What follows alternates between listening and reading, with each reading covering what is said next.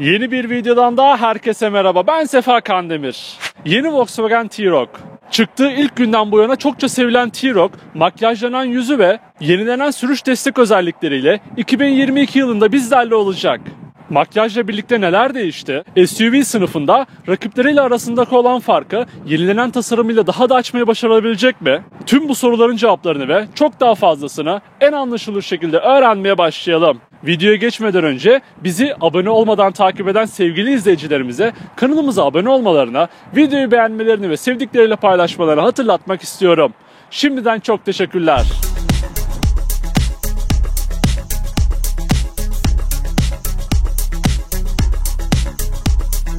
İlk olarak 2017 yılında B-SUV sınıfında yerden yüksek Polo olarak piyasaya çıkan T-Roc kullanıcılar tarafından çokça beğenildi.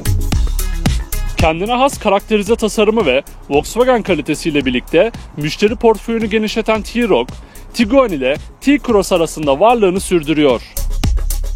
Volkswagen grubu tarafından geliştirilen MQB A1 platformu üzerinde Karoq ile birlikte üretilen makyajlı T-Roc'a önden baktığımızda değişimi ilk andan itibaren hissediyoruz.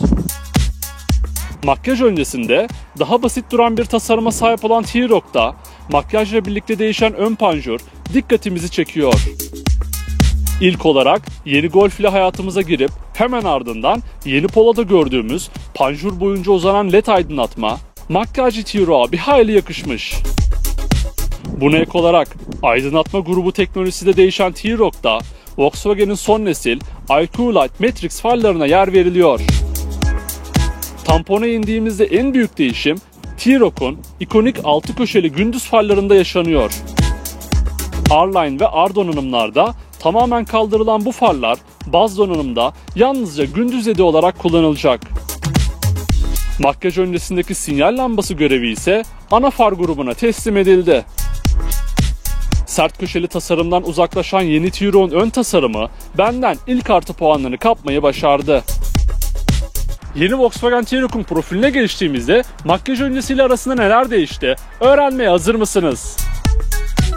Yeni T-Roc ile makyaj öncesini karşılaştırdığımızda ilk bakışta hiçbir değişim göremiyoruz. Evet, yeni T-Roc'un profilinde değişen tek şey tasarımlarıyla oldukça etkileyici görünen jantlar oldu. Fakat ondan hemen önce birkaç ufak detaydan bahsetmezsek olmaz. T-Roc'un ilk çıktığı günden bu yana çok sevilmesinin nedenlerinden olan bu spor görünümlü tasarımı ben de beğeniyorum. Ön ve arka çamurlukların şişkin tasarımları ve bunu ortada birleştirerek köprü görevi gören omuz çizgisi nedeniyle T-Roc'un profili güçlü görünmeyi başarıyor. Buna ek olarak R-Line donanımda karbon fiber görünümünde gelen C sütunu da benden tam puan almayı başardı. Yeni T-Roc'ta jant ve renk seçeneklerinde de revizeye gidildi.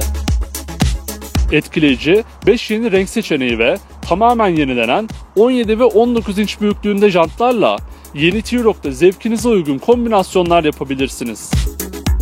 Yeni T-Roc'un ufak fakat etkili değişimlerle dolu arka tarafında bizi neler bekliyor? Hep birlikte öğrenelim. Yeni T-Roc ile makyaj öncesini karşılaştırdığımızda makyajı hemen hissediyoruz. Ön tarafta olduğu gibi değişimin aydınlatma grubunda yaşandığı yeni T-Roc'ta kayar led sinyallere sahip olan led stoplar oldukça etkileyici görünüyor. Boyutu ve şekli aynı kalan stopların grafikleri ise tamamen yenilendi. Hissedilir değişimin tamponda yaşandığı yeni T-Roc'ta reflektörlerin tasarımı benden artı puan aldı. Difüzör tasarımı da tamamen değişen T-Roc'ta bu tasarım gayet karizmatik görünüyor. R-Line ve R donanımlarda ise daha sert ve sportif görünen bir tasarım kullanılıyor. Yeni Volkswagen T-Roc boyutlarıyla makyaj öncesine göre bir değişim yaşamıyor. Yeni T-Roc 4234 mm uzunluğunda, 1819 mm genişliğinde ve 1573 mm yüksekliğinde boyutlar sunuyor. En büyük farkını iç mekanda hissedeceğimiz dingil uzunluğunda ise 2590 mm ile yeni Polo'dan 39 mm daha uzun boyuta sahip. Yeni Volkswagen T-Roc'un en çok vakit geçireceğimiz iç mekanında bizi nasıl yenilikler bekliyor? Öğrenmeye hazır mısınız? Yeni T-Roc'un iç mekanına geçer geçmez gördüğümüz muhteşem değişim yüzümüzü güldürdü. Genel boyutların ve tasarım karakterinin aynı kaldığı iç mekanda ilk dikkatimizi çeken detay her zamanki gibi direksiyon simidi oldu. Volkswagen'in halihazırda yeni modellerinde kullandığı direksiyon simidine kavuşan T-Roc gençleşmiş görünüyor. Üzerinden birçok fonksiyona erişilebilen bu direksiyon simidini ben de gerçekten beğeniyorum. Yenilenen direksiyon simidinin hemen arkasında donanım seviyesine göre değişiklik gösteren 10.25 inç büyüklüğünde tamamen dijital gösterge paneli yer alıyor. Uzun yıllardır Volkswagen grubu bünyesinde kullanılan bu ekranın renkleri, teması ve ekran çözünürlüğü gerçek anlamda çok kaliteli. Üst tarafın tamamında yumuşak kaplama malzemelerinin kullanıldığı yeni T-Roc oldukça kaliteli hissettiriyor. Ön konsolun ortasına doğru geldiğimizde ise en büyük değişimle karşılaşıyoruz. Tasarımı tamamen değişen ön konsol üzerinde donanım seviyesine göre 8 ya da 9.2 inç büyüklüğünde satın alınabilen dokunmatik multimedya ekranı bulunuyor. 3. nesil MIB3 işletim sistemiyle gelen bu ekran üzerinden kablosuz olarak telefon bağlantısı yapabilir, Apple CarPlay ve Android Auto entegrasyonlarına erişebilirsiniz. Konsola dik açıyla yerleştirilen multimedya ekranının yeni konumu benden tam puan almayı başardı. Bununla birlikte klima kontrol ünitesi ve havalandırma çıkışları da yeni T-Roc'ta değişti.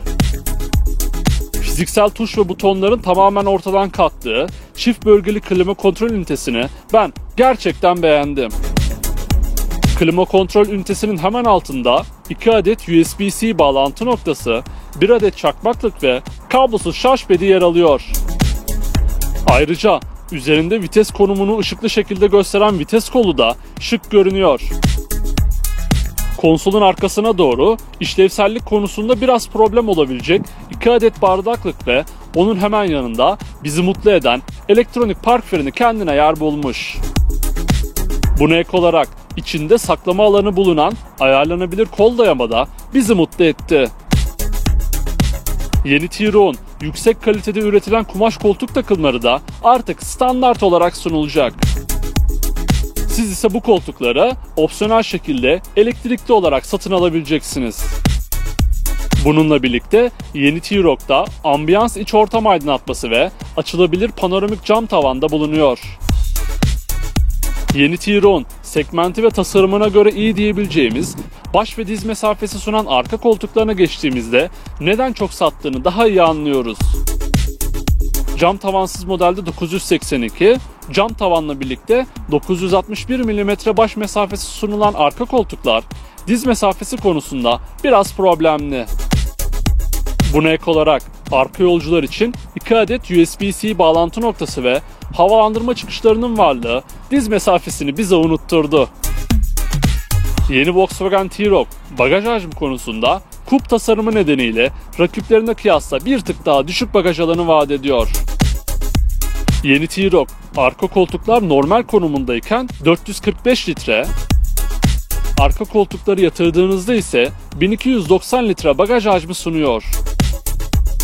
Yeni T-Roc'un duyduğunuzda oldukça beğeneceğiniz gelişmiş güvenlik ve sürücü yardımcı özellikleri neler? Öğrenmeye hazır mısınız? Yeni T-Roc'ta makyaj sonrası son nesil güvenlik sistem paketi IQ Drive eklendi. Bu paket ile birlikte 210 km/s hızlara kadar çalışan gaz, fren ve direksiyon müdahalesiyle yarı otonom sürüş deneyimi yaşanabiliyor.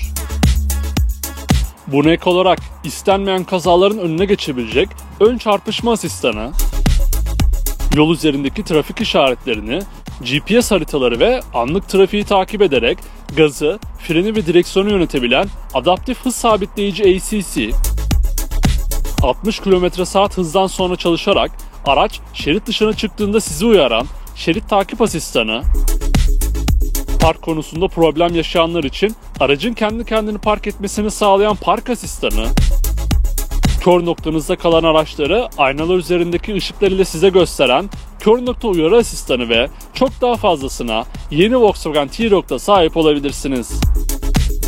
Şimdi de yeni Volkswagen T-Roc'ta bulunan yenilenmiş motor seçenekleri ve şanzıman özelliklerini hep birlikte öğrenelim. Yeni T-Roc'ta dizel ve benzinli olmak üzere 6 farklı motor seçeneği bulunuyor. İlk sırada 1.0 TSI, 110 beygir güç, 200 Nm tork üreten motor yer alıyor. Yalnızca 6 ileri manuel viteste yönetilen bu motorun ortalama yakıt tüketimi 5.2 litre. İkinci sırada 1.5 TSI, 150 beygir güç, 250 Nm tork üreten motor bulunuyor.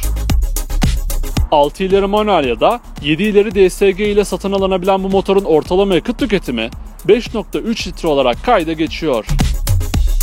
Benzinli motorların en tepesinde 2.0 TSI, 190 beygir güç, 320 Nm tork üreten model yer alıyor. 4 tekerden çekiş sistemine sahip olan bu motoru 7 ileri DSG ile satın alabiliyorsunuz. Ortalama yakıt tüketimi ise 6.3 litre olarak kayda geçiyor. R donanımda ise 2.0 TSI, 300 beygir güç, 400 Nm tork üreten motoru görüyoruz. Yeni Volkswagen T-Roc'un dizel tarafında ise yalnızca 2.0 TDI model bulunuyor.